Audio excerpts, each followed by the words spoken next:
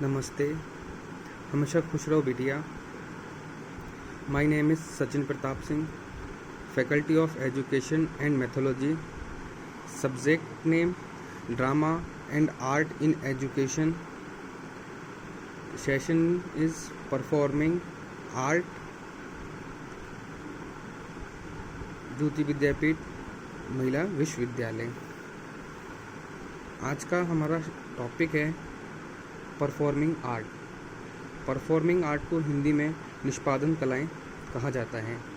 ये वह कलाएं होती हैं, ये वह आर्ट होता है जिसके अंतर्गत शरीर, मुखमंडल, भाव भूमिका आदि का प्रयोग कर कला का प्रदर्शन किया जाता है।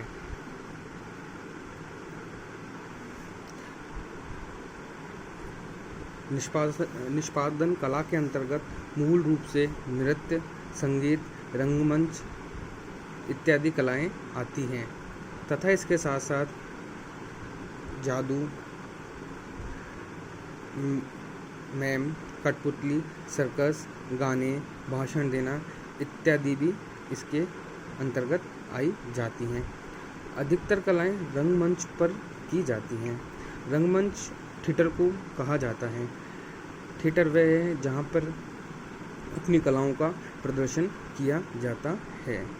तो हम इसमें नृत्य की बात करते हैं तो प्रदर्शन के रूप में किसी संगीत के अनुसार हाथों को, हैंड्स को, फेस को और पैरों को हिलाना, घुमाना नृत्य कहलाता है। यह नृत्य जो व्यूअर होते हैं, दर्शक होते हैं, उनको आकर्षित करता है। इसके अंतर्गत हाथ पैरों को हिलाने की चेष्टा में एक प्रकार का संदेश रहता है, वह संदेश जो कि हम अपनी ऑडियंस को देते हैं। इसके बाद आता है संगीत। मनुष्य अपनी वाणी द्वारा गाने गाकर कला का प्रदर्शन करता है। सुर, लय एवं ताल में गाने की विधि कला है। यह सीख कर ही प्राप्त हो सकती है।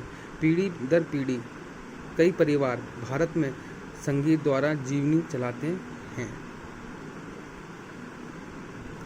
अगर हम इसके इतिहास की बात करें तो रंगमंच वैदिक काल से ही भारत में प्रचलित था। इस कला प्रदर्शन में दिनचर्या में की जाने वाली काम मौजूद हैं, जैसे कि खान पान, पूजा पाठ इत्यादि। संगीत और नृत्य भी एक वैदिक कालीन रंग कला में मौजूद है। हड़प्पा, मोहनजोदड़ो के कई जनजातियों के लोग इस कला में ऐसे प्रदर्शन करते हैं जिनमें जानवरों की तरह वे अभिनय करते थे। भेड़ बकरी, भैंस, हिरण, बंदर आदि का शिकार करने वाले शिकारी के रूप में यह नाटक किया जाता था। भरत मुनि एक प्राचीन भारतीय लेखक थे जिन्होंने नाट्य शास्त्र की रचना की। यह नृत्य पर लिखी गई पहली पुस्तक मानी जाती है। नाट्य शास्त्र हमें बताते हैं कि किस तरह से निष्पादन कलाओं का प्रदर्शन किया जाना चाहिए। रामायण और महाभारत भारत में प्रदर्शित सर्वप्रथम नाटकों में से एक हैं। कलाकार इन दोनों एपिक्स में बहुत रुचि रखते थे और आज भी कलाकार इन प्रथाओं का प्रदर्शन करते हैं। और जितनी भी कलाएं हैं वह थिएटर पे की जाती हैं। थिएटर को रंगमंच कहा जाता है।